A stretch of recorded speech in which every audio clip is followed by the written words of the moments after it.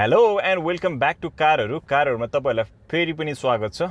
यदि तपाईहरुले कारहरु first time हेरिरहनु भएको छ भने यो च्यानललाई सब्स्क्राइब गर्नु होला। म चाहिँ तपाईहरुलाई कार रिलेटेड कन्टेन्टहरु चाहिँ सकेसम्म राम्रो दिन खोजिरहेको छु। अनि आज चाहिँ म तपाईहरुलाई BYD Atto 3 मा एक्सेलरेसन टाइमर कसरी लगाउने र हैन 0 to 100 अथवा 0 to 50 कसरी अचिभ गर्ने भनेर म तपाईहरुलाई देखाउँछु हैन। यो चाहिँ एकदमै केयरफुल भएर मात्रै तपाईहरुले युज गर्नु होला। म चाहिँ यहाँ अलिक कम्ती गाडी आउने ठाउँ हेरिरहेको छु, त्यहाँ मात्रै मैले युज गर्न खोजिरहेको छु हैन।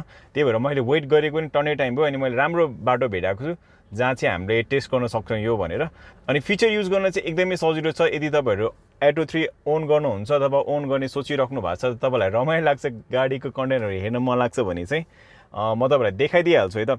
फर्स्टमा के गर्नुपर्छ भने तपाईले यो बटन प्रेस गर्नु होला। यो बटन प्रेस गरेपछि यहाँ तपाईलाई अप डाउन भनेर देखाइरा हुन्छ हैन। जस्तै मैले अप गरिरहेको छु, एक्सेलरेसन टाइमर भनेर आइरहेको हुन्छ स्क्रिनमा हैन। त्यसपछि तपाईहरुले यो बटन प्रेस गर्नु पर्यो। शिफ्ट टु स्पोर्ट मोड भनेर देखाइरहेको छ यसमा हैन। त्यही भएर म स्पोर्ट मोडमा लगाइहाल्छु। स्पोर्ट मोड चेन्ज गर्नलाई यहाँबाट गर्न सकिन्छ हैन, यदि तपाईलाई थाहा छैन भने। त्यो पनि मैले देखाइदिइहालेँ। स्पोर्ट भनेर अहिले हाम्रो सेट भइसक्यो। अब स्पोर्टमा लाग्ने बित्तिकै फेरि हामीले यो अघि मैले जुन भने फेरि यो प्रेस गरेर हामीले अप डाउन त्यो गर्छौं भने चाहिँ अब एक्सेलरेसन टाइमर भनेर आयो। अब हामीलाई चाहिँ यहाँ पुरै ल्याप टाइम्स रेकर्ड राख्ने जस्तो स्क्रिन आइसक्यो हैन।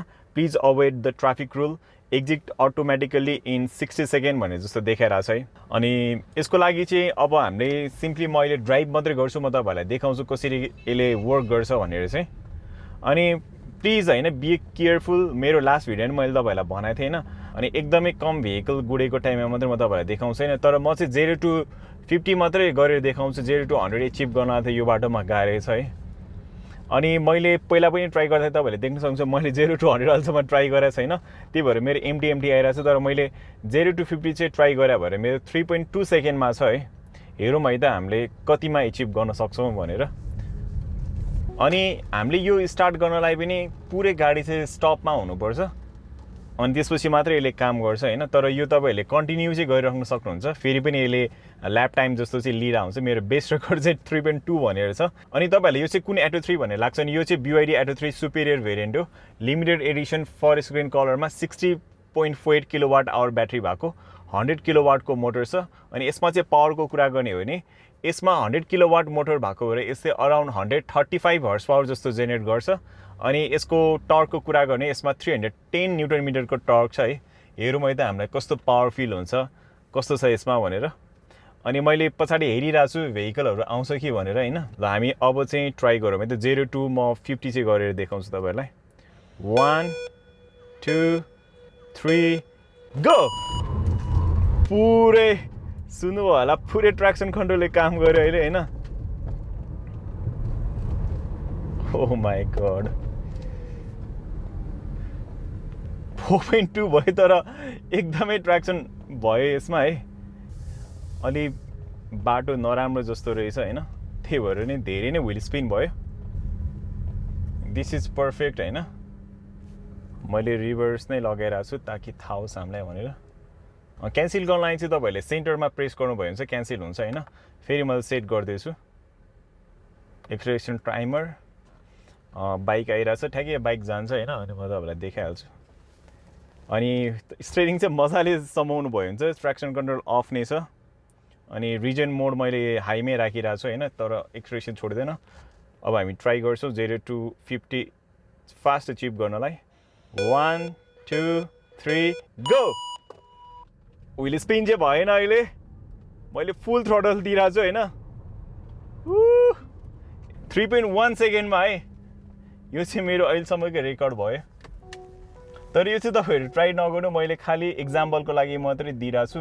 अनि एकदमै कसियस भनेर मात्रै युज गरिरहेको छु। मैले खाली बाटो यहाँसम्म मात्रै युज गरेँ हैन। यही नै थियो। यो चाहिँ एकदमै कुल फिचर छ कि हुन्छ नि गेम खेलेको जस्तो फिल हुने जस्तो छ। तर एकदमै यो तपाईहरु फेरि पनि भनिरहेको छु मैले रोड रुल्स फलो गर्नु।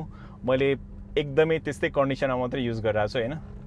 होप तपाईहरुलाई यो भिडियो रमाइलो लाग्यो होला। तपाईहरुले यदि अहिलेसम्म Atto 3 मा ट्राई गर्नु भएको थिएन भने जस हुन्छ नि एकदमै सेफ भएर चाहिँ यो ट्राई गर्न सक्नुहुन्छ यो फिचर। अनि उनीहरुले चाहिँ खास ल्याबको लागि नै युज गरेको, ट्र्याकको लागि हैन। नेपालमा चाहिँ अझै परफर्मेन्स भेरिएन्ट जुन 150 किलोवाटमा आउँछ नि, त्यो मोटरमा चाहिँ झनै मजा आउँथ्यो होला किनकि त्यो अराउन्ड 201 हर्स पावर छ के। त्यसको पावर कति रमाइलो हुन्थ्यो होला के।